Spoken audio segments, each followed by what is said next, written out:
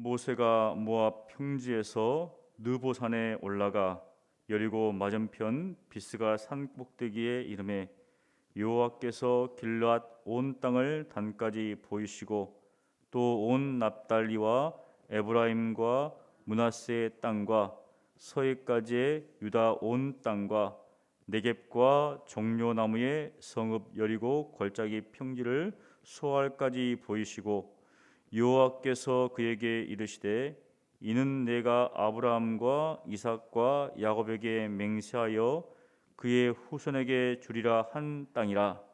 내가 내 눈으로 보게 하였거니와 너는 그리로 건너가지 못하리라 하시매 이에 여호와의 종 모세가 여호와의 말씀대로 모압 땅에서 죽어 벳볼 맞은편 모압 땅에 있는 골짜기에 장사되었고 오늘까지 그의 묻힌 곳을 아는 자가 없느니라.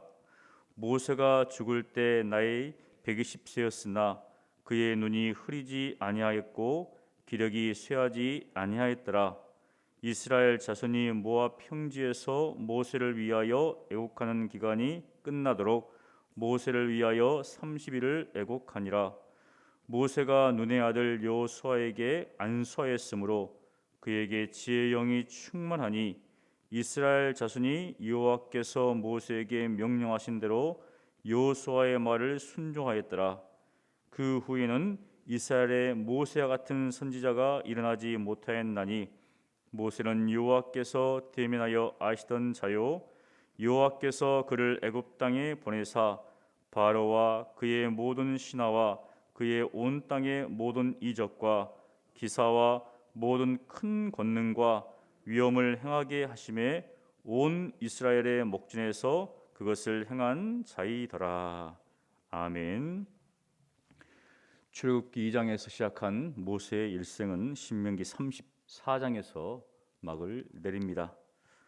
모세의 죽음은 우리에게 여러 가지 의미를 주지만 저는 두 가지 측면에서 모세의 죽음을 살펴보고자 합니다. 그것은 먼저 모세의 개인적인 측면에서 그의 죽음이 그에게 어떤 의미를 주는가.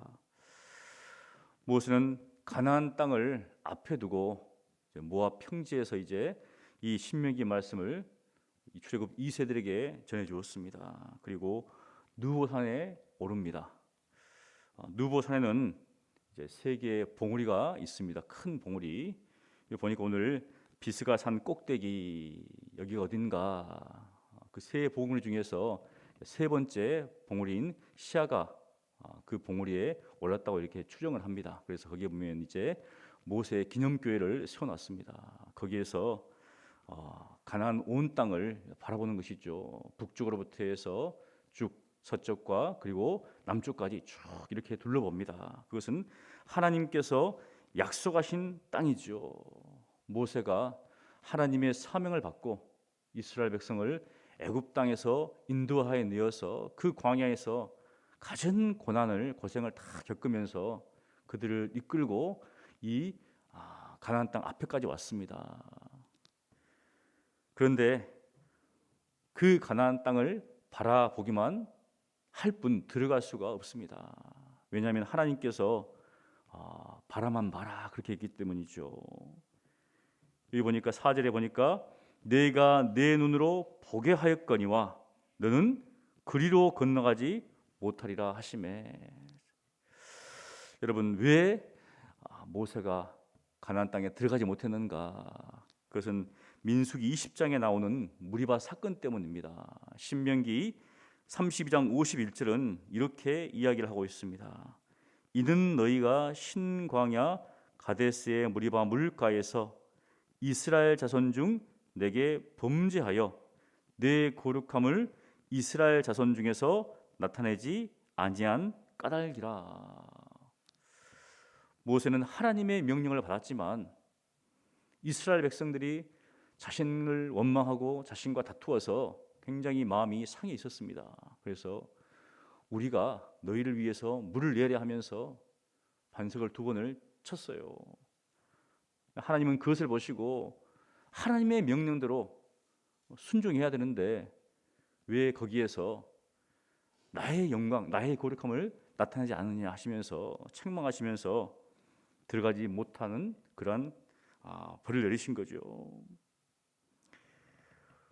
모세가 누구입니까? 두 가지 측면에서 보면 모세는 하나님과 굉장히 친밀한 그런 관계입니다. 그래서 무엇이라고 말하는가? 오늘 신명기도 보면 모세에 대해서 두 가지를 이야기하고 있는데 10절에 보니까 모세는 여호와께서 대면하여 아시던 자요. 대면해서 아시던 자다. 출애굽기 33장 11절에 보면 사람이 자기의 친구와 이야기함 같이 여호와께서는 모세와 대면하여 말씀하시며, 얼마나 모세와 하나님의 친밀함이 잘 나타나 있는가. 이 정도의 사람인데, 이 정도의 친분인데 하나님은 안 된다는 겁니다. 이 정도 친분이면 당연히 가나안 땅에 들어갈 수 있겠죠 라고 우리가 인간적으로 생각할 수 있지만 그것으로는 안다는 것이죠. 그 하나님의 거룩함을 드러내는 못하는 것이 얼마나 큰 것인가. 그뿐이 아니죠. 바로 모세는 하나님의 사명을 받고 하나님의 크신 일을 행하던 자입니다. 그래서 11절과 12절에 보면 그를 애굽 땅에 보내사 바로와 그의 모든 신하와 그의 온 땅에 모든 이적과 기사와 모든 큰 권능과 위엄을 행하게 하심에 온 이스라엘 목전에서 그것을 행한 자입니다. 하나님의 그 일들을, 크신 일들을 바로 이루는 데 사용된 하나님의 일꾼이라는 것이죠.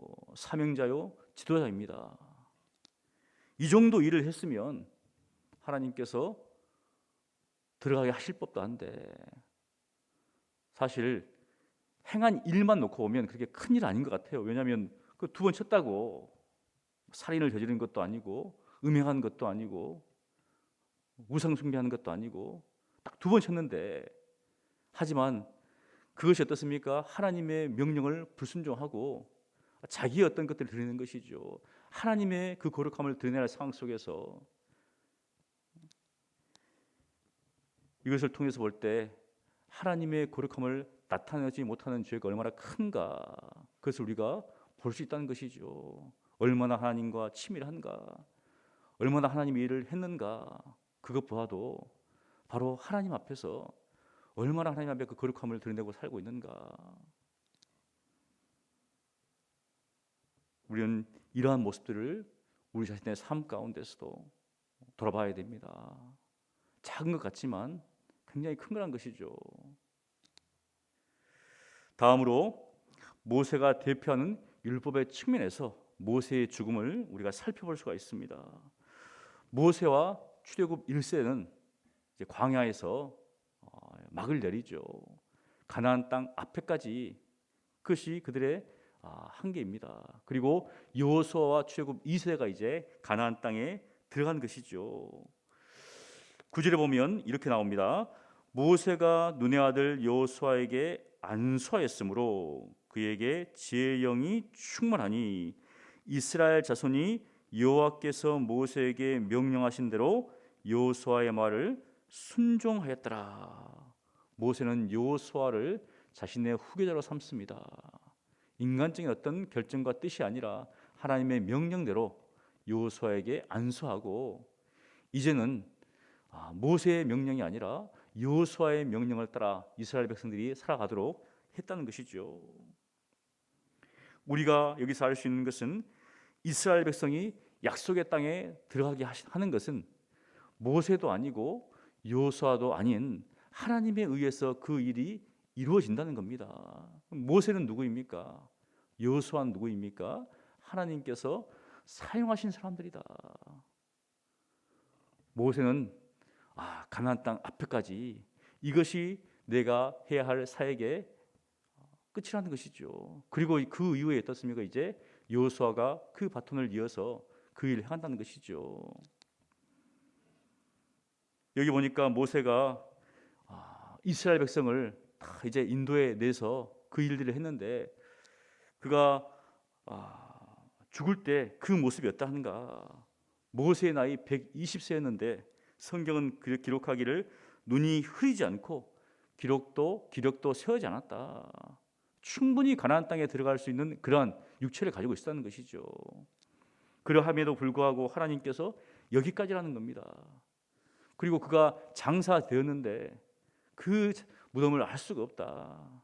사실은 이제 그것은 어떻습니까? 이제 앞으로의 일은 여호수아에 의해서 이루어진다는 것이죠. 그것을 상징적으로 보여주고 있습니다. 그런 것처럼 신약에서 보면 모세는 율법을 대표합니다. 그래서 요한복음 1장 17절에 사도 요한은 이렇게 이야기를 하죠. 율법은 모세로 말미암아 주어진 것이요 은혜와 진리는 예수 그리스도로 말미암아 온 것이라. 율법은 모세로 말미암았다. 하지만 은혜와 진리는 예수 그리스도로 말미암는 것이다. 여러분, 율법은 우리를 구원할 수가 없죠. 왜냐하면 율법의 한계가 무엇인가? 바로 우리의 연약함 때문에, 우리가 그 율법을 온전히 성취할 수 없기 때문에. 율법은 우리의 어떤 죄악된 모습들을 그대로 보여주죠. 그래서 우리가 누구인가? 우리에게는 우리를 구원할 자가 필요하다. 그런 측면에서 율법은 유익한 것이죠. 우리 자신의 한계를 보여준다는 겁니다. 그래서 하나님께서 그 율법을 성취하기 위해서 예수 그리스도를 이 땅 가운데 보내주신 것이죠. 바로 그분이 율법을 온전히 성취하시고 우리로 하여금 하나님 나라에 들어갈 수 있는 그러한 길을 열어주신 겁니다. 율법으로는 구원을 이룰 수 없지만 예수 그리스도는 우리를 하나님 나라에 들어갈 수 있도록 하신 것이죠. 그래서 은혜와 진리는 예수 그리스도로 말미암는 것이다. 그러므로 율법으로는 구원을 얻을 수가 없습니다. 예수 그리스도를 따르는 사람만이 하나님 나라에 들어갈 수 있다는 것이죠. 그래서 우리가 율법이 아니라 바로 예수 그리스도를 믿으면서 살아간다는 것이죠. 그런 측면에서 바로 모세의 죽음은 우리에게 큰 의미를 주고 있습니다. 예수 그리스도가 필요하다. 예수 그리스도만이 하나님 나라에 들어갈 수 있는 유일한 길이시다. 사랑하는 성도 여러분, 우리가 그 사실을 오늘도 기억하면서 그 진리를 붙잡고 예수님만을 따라가신 여러분 되시기를 간절히 축원합니다. 거룩하신 하나님 아버지, 모세의 죽음을 통하여서 우리가 하나님 앞에서 어떠한 삶을 살아야 될지, 하나님의 거룩함을 드러내기 위해서 우리가 어떠한 삶의 모습을 취해야 될지를 주여 보여주시니 감사합니다. 또한 율법이 아닌 오직 예수 그리스도만이 우리의 구원의 길임을 다시 한번 기억하게 하시고 하나님의 역사하심 가운데서 오늘 하루도 그렇게 예수님을 믿으며 살아가는 저희들 되게 하여 주시옵소서. 예수님 이름으로 기도합니다. 아멘.